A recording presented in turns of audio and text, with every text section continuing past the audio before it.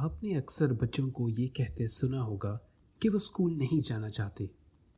جب شفقت محمود صاحب نے چھٹیوں کا اعلان کیا تھا تو بہت سے بچے خوشی سے جھوم اٹھے تھے اور سوشل میڈیا پر ان کو بہت سراہا گیا تھا۔ یہ بات تھوڑی سی پریشان کن ہے کیونکہ ہمارے اور ہمارے ملک کا فیوچر اسی پر ڈیپینڈ کرتا ہے کہ ہماری آنے والی نسل کیسا پرفارم کرتی ہے۔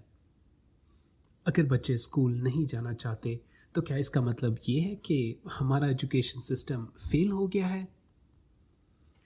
ایک وجہ یہ ہے کہ ہمارے ہاں اسکول میں ایک سٹریس کا ماحول ہوتا ہے۔ آپ کو یہ بتایا جاتا ہے کہ جیسا آپ کا رزلٹ آئے گا آپ کا فیوچر اسی پر منحصر ہوگا۔ آج کل کے بچے بہت ہی اسمارٹ اور ایمبیشیس ہیں، مگر بڑھتی ہوئی ٹیکنالوجی کی وجہ سے انہی بچوں میں سٹریس، انزائٹی اور ڈپریشن بہت زیادہ ہے۔ اب چاہے بچے پسند کریں یا نہ کریں، اسکول تو انہیں جانا ہی ہوگا۔ عمران خان صاحب نے تمام اسکولز میں ایک کریکولم کر دیا ہے جو کہ بہت اچھی بات ہے، مگر سوال یہ ہے کہ کیا تمام اسکولز کا معیار بھی ایک جیسا ہے؟ اگر نہیں تو تمام گورنمنٹ اسکولز کے معیار کو کیسے امپروو کیا جائے؟ سوشل میڈیا پر اکثر یہ بات چلتی ہے کہ پولیٹیشنز کو فورس کیا جائے کہ وہ اپنے بچوں کو سرکاری اسکولوں میں پڑھائیں، مگر میرے خیال میں اس میں بچوں کا کیا قصور ہے؟ اگر ان کے اینسسٹرز نے گورنمنٹ اسکول کا معیار اچھا نہیں رکھا تو اس کی سزا ان کے بچوں کو کیوں ملے؟ کیا یہ ہیومن رائٹس کے خلاف نہیں ہے؟ اس سب کا حل کیا ہے؟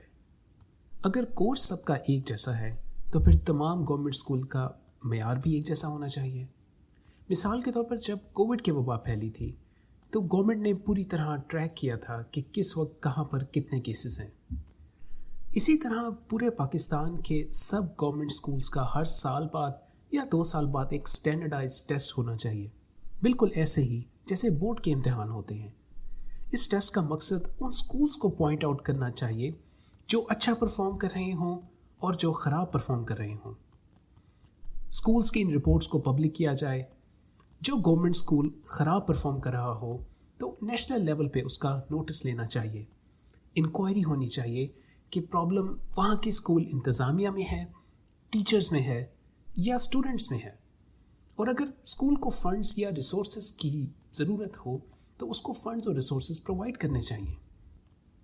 مزید یہ کہ اسٹوڈنٹس کو یہ بات سمجھنے کی ضرورت ہے کہ صرف رٹا لگانے سے پہلے یا کسی چیز کو میمورائز کرنے سے پہلے اس چیز کا بیک گراؤنڈ جاننا بہت ضروری ہے۔ کریٹیکل تھنکنگ کرنا بہت ضروری ہے۔ میں آپ کو ایک مثال دیتا ہوں۔ اگر میں آپ کو کہوں کہ ایک شخص روزانہ بال کاٹتا ہے مگر اس کے بال اتنے ہی رہتے ہیں تو کیا یہ بات آپ کے دماغ میں فٹ ہوگی؟ شاید نہیں، مگر میں آپ کو اس کا بیک گراؤنڈ دیتا ہوں کہ یہ ایک نائی کی بات ہو رہی ہے جو نائی روز لوگوں کے بال کاٹتا ہے مگر اس کے اپنے بال اتنے ہی رہتے ہیں، تو شاید یہ بات آپ کے دماغ میں آسانی سے فٹ ہو جائے۔ مزید یہ کہ آج کل کے دور میں بچوں کو ڈسٹریکشنز کے بارے میں ایجوکیٹ کرنا بہت ضروری ہے۔ آپ نے دیکھا ہوگا کہ کچھ لوگ تھوڑی دیر بیٹھ کر کنسنٹریشن سے پڑھتے ہیں اور اچھا پرفارم کرتے ہیں، بنسبت کچھ اور لوگوں کے جو پوری رات بیٹھ کر پڑھتے ہیں مگر فزیکلی یا مینٹلی ڈسٹریکٹ ہوتے ہیں اور اوور آل اچھا پرفارم نہیں کر پاتے۔ بالکل ایسے ہی جیسے آپ کرکٹ کی پریکٹس کر رہے ہوں اور آپ کا دھیان ٹی وی یا موبائل کی طرف ہو، تو کیا آپ کرکٹ کی پریکٹس کر پائیں گے؟ اگر آپ 50 منٹ پوری کنسنٹریشن کے ساتھ بغیر موبائل یا ٹی وی دیکھے پریکٹس کریں گے تو شاید آپ زیادہ اسٹرانگ پلیئر بن پائیں گے بنسبت اس کے کہ اگر آپ 4 گھنٹے پریکٹس کریں اور آپ کی توجہ کہیں اور ہو۔ ایک اور بات یہ ہے کہ گورنمنٹ اسکول کی ٹیچرز کی سلیکشن اور گرومنگ بہت امپورٹنٹ ہے۔ آپ کو ایک انٹرسٹنگ بات بتاتے ہیں۔ کوریا میں اکثر اسٹوڈنٹس اسکول کے بعد کوچنگ سینٹرز پر جاتے ہیں۔ ان کوچنگ سینٹرز کو کوریا میں ہگوان کہا جاتا ہے۔ ہگوان میں ٹیچرز کی سیلری بچوں کے گریڈز کے مطابق ہوتی ہے، اور اگر بچوں کے گریڈز اچھے آ رہے ہوں تو ٹیچر کی سیلری $4 ملین تک بھی جا سکتی ہے۔ مگر ایک طرح سے یہ طریقہ بھی غیر منصفانہ ہے، کیونکہ اس طرح صرف امیروں کے بچے ہی صرف ان قابل ٹیچر سے پڑھ سکیں گے اور اچھے گریڈ لے سکیں گے۔ ایک اور بات یہ کہ بہت سارے ٹیچرز ایک حد تک نالج لیتے ہیں مگر پھر ان کا نالج پلیٹو ہونے لگ جاتا ہے، جو کہ نہیں ہونا چاہیے۔ لہٰذا اسکولوں کو بھی چاہیے کہ ٹیچرز کو وقتاً فوقتاً فیڈ بیک دیا جائے اور ان کو ایویلیویٹ کیا جائے۔